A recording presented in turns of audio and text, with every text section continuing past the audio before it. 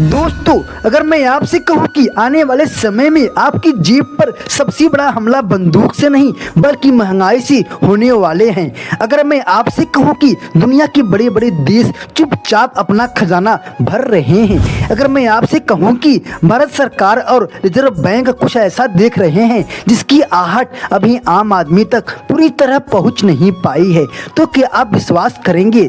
दोस्तों, पिछले कुछ महीनों में भारत ने विदेशों से अपना सोना वापस मांगना शुरू कर दिया।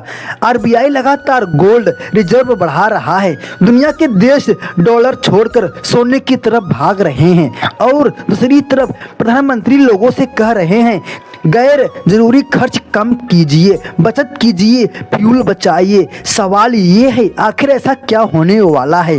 क्या दुनिया किसी बड़े आर्थिक तूफान की तरफ बढ़ रही है?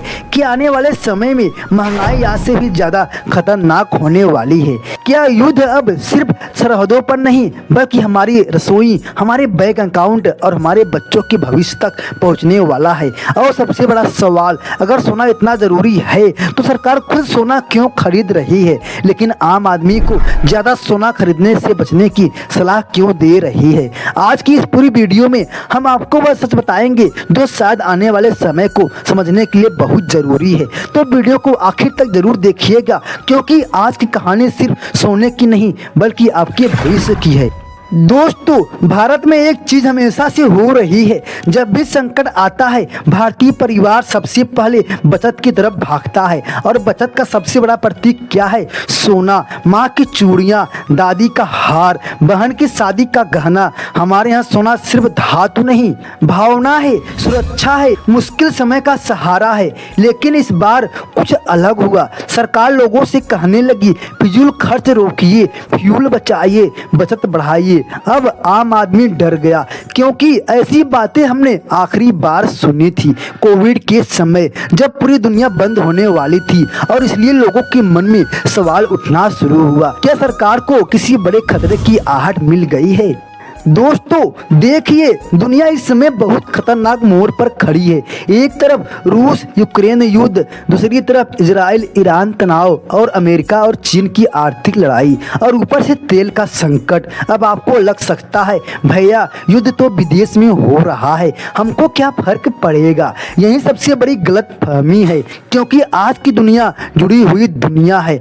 अगर पश्चिम एशिया में युद्ध होगा तो सबसे पहले क्या महंगा होगा? कच्चा तेल, गैस, शिपिंग, ट्रांसपोर्ट। और भारत की सबसे बड़ी कमजोरी क्या है? हम अपने ज़रूरत का लगभग 85% तेल बाहर से खरीदते हैं। मतलब अगर तेल महंगा हुआ तो पेट्रोल महंगा होगा, डीजल महंगा होगा, सीएनजी महंगी होगी, और जैसे ही डीजल महंगा होगा ट्रक का किराया बढ़ेगा, फिर सब्जी महंगी होगी, दूध महंगा, राशन महंगा, हर चीज़ महंगी।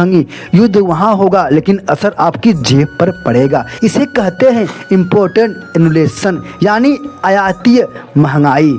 दोस्तों, अब यहाँ कहानी और दिलचस्प हो जाती है, क्योंकि एक तरफ सरकार लोगों को सावधानी बरतने को कह रही है और दूसरी तरफ आरबीआई लगातार सोना खरीद रहा है। भारत विदेशों में रखा अपना सोना वापस ला रहा है। आखिर क्यों? दोस्तों, दुनिया में जब भी अनिश्चितता बढ़ती है तो देशों का भरोसा कागज की करेंसी से हटने लगता है और वह भागते हैं सोने की तरफ, क्योंकि सोना हजारों साल से एक चीज साबित करता आया है, अगर दुनिया की हर करेंसी टूट जाए तब भी सोना बचा रहता है। और यही कारण है कि आज चीन, रूस, भारत, तुर्की सब अपने गोल्ड रिजर्व बढ़ा रहे हैं, क्योंकि उन्हें डर है कि आने वाले समय में डॉलर की ताकत कमजोर हो सकती है।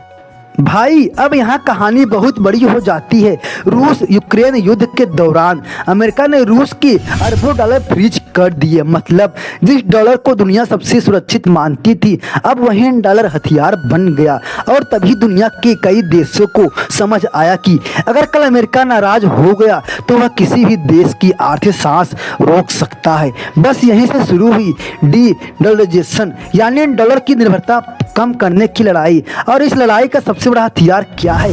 सोना। अब यहाँ आम आदमी कंफ्यूज हो जाता है, अगर सोना इतना ज़रूरी है तो हम क्यों नहीं खरीदे। देखिए, आरबीआई सोना खरीदता है तो वह देश की आर्थिक ताकत बढ़ाता है, लेकिन जब करोड़ों लोग एक साथ सोना खरीदने लगते हैं तो समस्या शुरू होती है।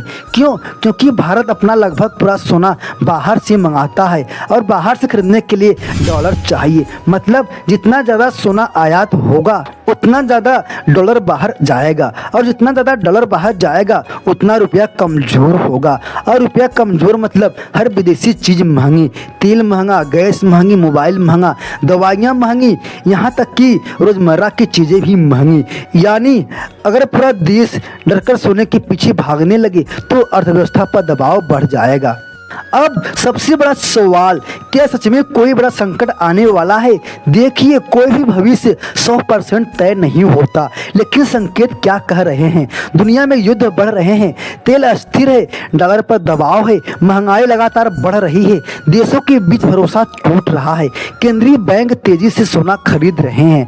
इतिहास कहता है, जब जब दुनिया में डर बढ़ता है देश सबसे पहले सोना जमा करने लगते हैं, और अभी वही हो रहा है। आम आदमी क्या करे? अब सबसे ज़रूरी बात, आप क्या करेंगे? सबसे पहले डरिए मत, क्योंकि डर में लिया गया फैसला अक्सर गलत होता है। दूसरी बात, भीड़ देखकर निवेश मत कीजिए। अगर हर कोई सोना खरीद रहा है तो ज़रूरी नहीं कि वह सही हो। तीसरी बात, अपनी पूरी जमा पूंजी एक जगह मत लगाइए। कुछ बैंकों में, कुछ सुरक्षित निवेश में, कुछ इमरजेंसी फंड में, और अगर सोने में निवेश करना ही है तो ज़रूरत से ज़्यादा फिजिकल गोल्ड मत खरीदिए। आज डिजिटल गोल्ड ETF और दूसरे विकल्प मौजूद है जहां चोरी का डर नहीं, मेकिंग चार्ज नहीं, और ज़रूरत पड़ने पर तुरंत पैसा मिल जाता है। दोस्तों, सच्चाई ये है, आर्थिक संकट अचानक नहीं आता, उसकी आहट पहले आने लगती है, और समझदार वही होता है जो उस आहट को समय रहते समझ जाए। आज दुनिया बदल रही है, युद्ध बदल रहे हैं, हथियार बदल रहे हैं, और आर्थिक खेल भी बदल रहा है। और अब लड़ाई सिर्फ बॉर्डर पर नहीं होती, अब लड़ाई आपकी EMI पर होती है, आपकी सैलरी पर होती है, आपकी बचत पर होती है। और ऐसे समय में सबसे बड़ी ताकत सिर्फ पैसा नहीं बल्कि समझदारी होती है।